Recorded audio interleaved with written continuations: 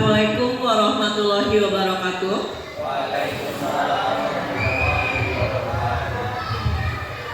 Puji syukur kita panjatkan atas kehadiran Allah Subhanahu wa Ta'ala, yang mana karena rahmat dan karunia beliaulah kita dapat berkumpul bersama-sama hari ini di ruangan ini untuk melaksanakan berbagi praktik baik melalui kombel sekolah dari Pak Randi dan Pak Fauzan.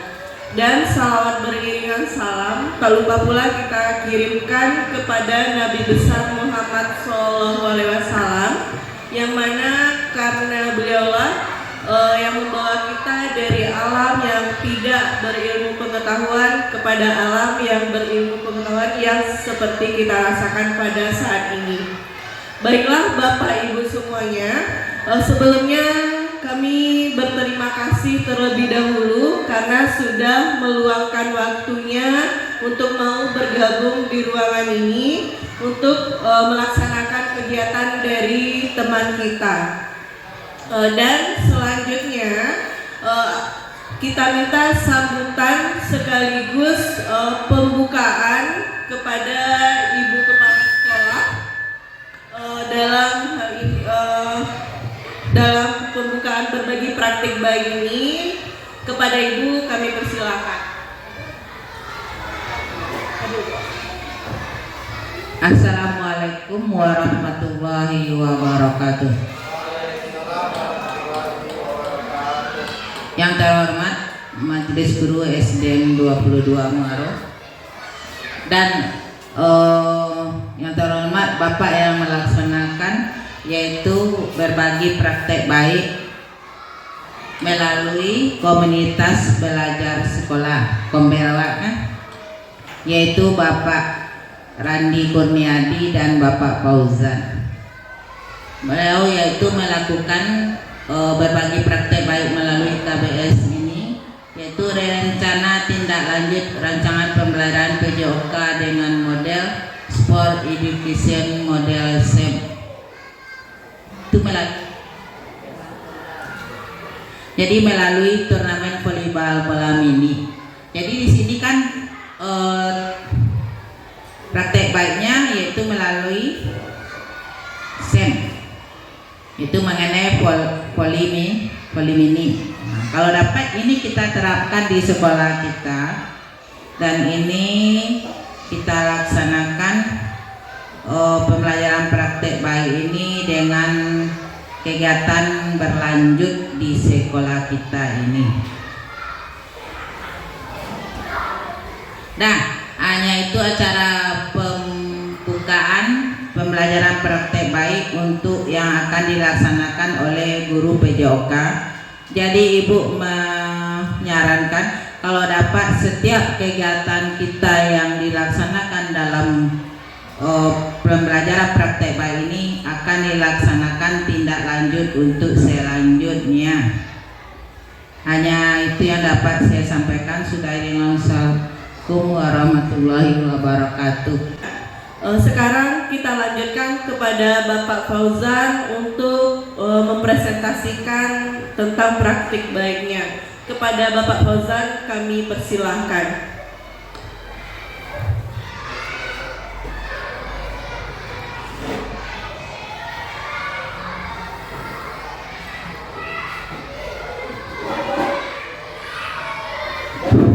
Baiklah. Assalamualaikum warahmatullahi wabarakatuh. Yang sama kita hormati Kepala Sekolah SDN 22 Muaro, dan yang sama-sama kita banggakan Ibu dan Bapak SDN 22 Muaro yang telah bisa menghadiri acara kami dalam bentuk praktek baik dalam pembelajaran PJOK. Dan saya mengucapkan terima kasih kepada Ibu Kepala Sekolah yang telah memberikan kesempatan kepada kami untuk memberikan yaitu praktik baik terhadap sekolah kita ini. Mungkin tidak panjang-panjang saja kata-kata mukadimah saya langsung saja masuk dengan materi yang saya berikan kepada Bapak Ibu.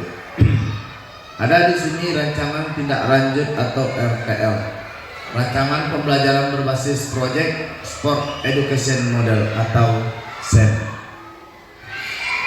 yang berjudulkan Enggrang Batok. Kenapa saya di sini mengambil Enggrang Batok? Karena di sekolah kita ini, Bapak Ibu, sudah agak jarang anak-anak kita ini melakukan permainan tradisional. Contohnya kalau kita dulu sekolah, waktu kita sekolah SD itu kan kita membuat berbagai macam permainan. Dari enggrang batok kita balap dengan menggunakan batok kelapa pakai tali ya. Itu mungkin adalah bentuk proyek dari saya untuk kedepannya sport education atau SEM dengan enggrang batok. Masuk latar belakang. Model pembelajaran SEM adalah pendekatan dalam pendidikan jasmani yang dirancang untuk meningkatkan keterlibatan siswa dalam aktivitas olahraga melalui pengalaman yang otentik dan terstruktur. Jadi pembentukan SEM dalam pembelajaran ini adalah saya sebagai guru olahraga membentuk sebuah organisasi atau menggerakkan anak murid kita untuk melakukan kegiatan, dia yang melakukan, dia yang mengerjakan, dia yang sebagai penitia. Mungkin itu saja dalam pembentukan SEM. Dengan model SEM, peserta didik akan nampak ketika mereka diberi kesempatan untuk membuat kriteria pertandingan enggrang batok, kelapa, dan menentukan peraturan perlombaan. Jadi di sini Bapak Ibu, dalam pembentukan enggrang batok ini, anak murid itu yang membuat perlombaan, pertandingan, dan membuat peraturan sendiri. Jadi kita sebagai guru cuman mensupport saja dari belakang dan anak murid itu yang melakukan kegiatan tersebut. Yang ketiga yaitu permainan tradisional yang menggunakan batok kelapa sebagai alas kaki. Permainan ini dimainkan dengan cara berdiri di atas batok kelapa, lalu berjalan, melangkah, atau berlari sambil menjaga keseimbangan. Jadi di sini Bapak Ibu, dalam permainan enggrang batok tradisional ini menggunakan yaitu batok kelapa dan menggunakan tali. Ya, jadi di sini diminta para peserta didik kita untuk pembuatan enggrang batok. Dan enggrang batok kelapa ini dimainkan per orang, ya Bapak Ibu. Nah selanjutnya ada tujuan dari program enggrang batok ini memberikan edukasi kepada peserta didik untuk berkembang menjadi kompetitif dan bertanggung jawab, literasi dan antusias dalam perilaku bidang olahraga. Jadi di sini dalam tujuan programnya adalah memberikan edukasi kepada peserta didik untuk menjadi kembang dan kompetitif. Nah, jadi anak-anak kita ini sudah bisa mengembangkan atau minat bakatnya. Ada yang jadi juri, ada jadi wasit, ya Bapak Ibu, dan ada juga jadi pemain. Yang kedua yaitu peserta didik aktif sesuai dengan kemampuannya. Ya, yang ketiga mendorong kepemimpinan yang bertanggung jawab. Yang keempat membangun kerjasama tim dalam mencapai suatu tujuan. Yang kelima mengembangkan kemampuan untuk membuat keputusan yang rasional tentang masalah olahraga. Yang keenam menumbuhkan sikap percaya diri, kreatif, dan bertanggung jawab. Jadi dalam kesimpulan tujuan program ini adalah anak kita dibuat untuk bertanggung jawab atau dia bertanggung jawab dalam kegiatannya sendiri. Jadi mereka yang akan membuat pertandingan dalam perlombaan dan mereka juga menjadi jurinya, pemainnya. Berarti yang keterlibatan seluruhnya siswa kita Bapak Ibu. Selanjutnya ada capaian langkah-langkah dan hasil yang diharapkan. Ada di sini capaian, yang kedua langkah-langkah, yang ketiga peran, yang keempat lini masa. Yang pertama yaitu capaian pemahaman aturan Enggrang Batok. Yang kedua pengembangan keterampilan. Yang ketiga menumbuhkan sikap percaya diri, kreatif dan bertanggung jawab. Jadi di dalam capaian ini siswa diminta untuk paham dalam permainan Enggrang Batok ini. Jadi kita sebagai guru di sekolah ini kita mengarahkan kepada anak atau memberikan sedikit apa ibu ya, seperti petunjuk lah dari kita kepada anak kita dalam pembuatan perlombaan ini atau kegiatan ini. Yang kedua yaitu pengembangan keterampilan. Nah, jadi di sini setiap anak-anak kita itu kan berbeda-beda ya Bapak Ibu, berbeda-beda. Jadi ada yang menjadi ketuanya, ada menjadi pemain, ada menjadi supporter, ada menjadi wasitnya. Berarti di situ terlibat seluruh siswa dalam kegiatan. Yang kedua yaitu langkah-langkah pemilihan peran dalam program.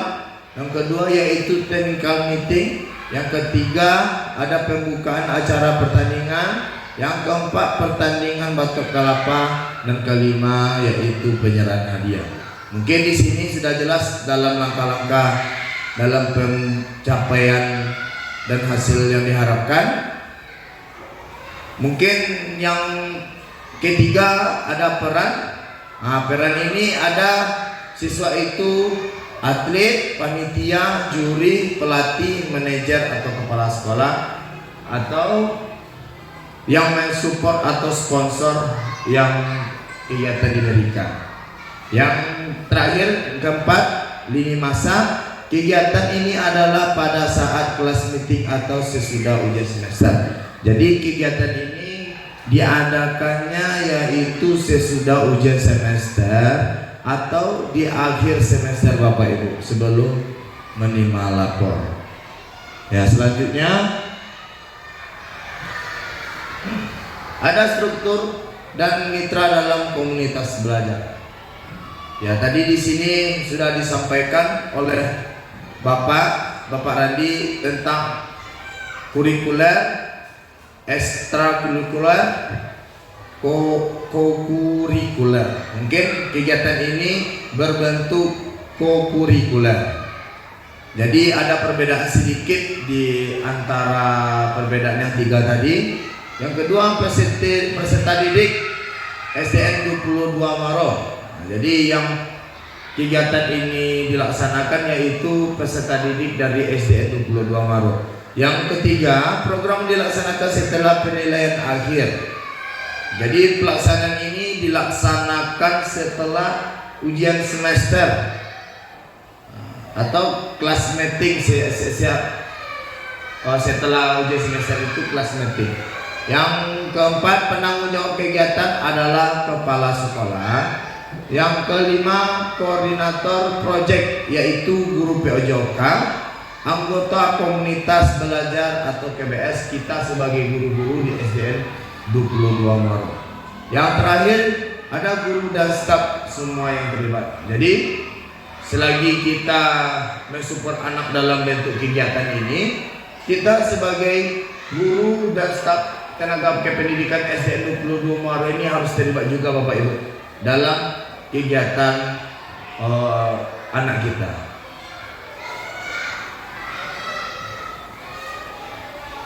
Ada pernyataan tentang kapasitas yang dimiliki kelas dan sekolah. Ada di sini tiga bentuknya Ibu. Ada aset manusia, aset fisik dan aset finansial. Aset manusia ini kepala sebagai mensupport praktik baik guru. Yang kedua yaitu rekan guru mampu berkolaborasi dengan baik yang sama-sama kita rasakan saat ini. Yang ketiga yaitu peserta didik yang semangat dalam bidang olahraga yang diikutinya. Ya. Yang kedua yaitu ada aset fisik, ada halaman sekolah. Yang kedua ada alat olahraga yang mudah diperoleh atau yang dibuat. Jadi batok kelapa dan tali itu kan tidak susah dicari ya Bapak Ibu. Jadi kita bisa membuatnya, dan bisa juga anak murid kita disuruh untuk membuat kegiatan itu atau membuat peralatannya. Yang ketiga yaitu ada aset finansial, iuran per lokal atau dibuat masing-masing kelas atau sponsor. Yang aset finansial ini bisa di luar dari sekolah kalau kegiatannya besar, atau pertandingannya antar sekolah mungkin bisa Bapak Ibu. Tapi kalau di sekolah kita saja yaitu bisa iuran per lokal, membuat enggram batoknya, dan dibuat masing-masing kelas pun bisa. Ada rencana evaluasi, tujuan pembelajaran. Yang kedua, umpan balik peserta didik. Yang ketiga, evaluasi kinerja. Yang keempat, evaluasi penerapan. Yang kelima yaitu evaluasi manajemen. Mungkin tujuan pembelajaran meninjau KKTP dalam SEM.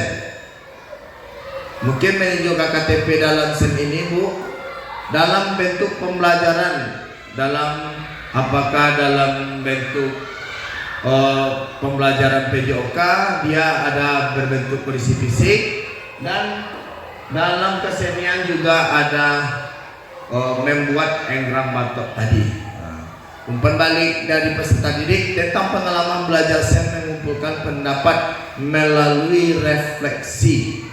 Ya, mungkin refleksi dari peserta didik selama kegiatan yang dilakukan. Mungkin itu saja refleksi guru terhadap perencanaan, pelaksanaan dan pengelolaan SEM. Yang selanjutnya evaluasi kinerja tim, meninjau kolaborasi dan kerjasama tim. Jadi evaluasi kerja tim ini contohnya dalam satu lokal Ibu Bapak Ibu, dalam satu lokal itu ada anak kita diberi tugas, yaitu ada yang membawa tali, ada yang membawa batok kelapa, dan ada yang membawa paku. Nah, jadi di sini diminta untuk kinerja tim atau evaluasi tim. Yang selanjutnya yaitu evaluasi penerapan konsep fair play, meninjau pelaksanaan konsep fair play dan di cup sportif terintegrasi dengan baik selama pelaksanaan. Mengevaluasi sikap peserta didik, menghormati aturan, menghargai lawan, dan menunjukkan etika olahraga yang baik. Nah, jadi di sini Bapak Ibu, jadi kita di sini meminta anak kita diminta untuk sportif dalam kegiatan dalam perencanaan pembelajaran enggram batok ini atau kegiatan enggram batok ini. Selanjutnya ada juga kemungkinan tantangan yang akan terjadi. Ada pengelolaan waktu. Mungkin pengelolaan waktu di sini supaya tidak terledor kegiatannya, kita sebagai guru bisa mensupport anak untuk mengarahkan anak untuk kegiatan lebih cepat. Yang kedua yaitu rekan sejawat, yang ketiga manajemen tim, yang keempat evaluasi dan umpan balik, yang kelima ketersediaan dana. Jadi ketersediaan dana ini juga bisa Bapak Ibu. Jadi anak kita ketua, wakil, sekretaris, bendahara, pemain, dan keseluruhannya dari anak kita cuma mensupport saja. Yang solusinya penyusunan jadwal yang efektif dan efisien, itu satu. Yang kedua, kolaborasi yang baik dan pembagian tugas yang terstruktur. Yang ketiga, memberikan umpan balik secara individual. Mungkin itu saja solusinya Bapak Ibu. Mungkin sudah sampai penghujung.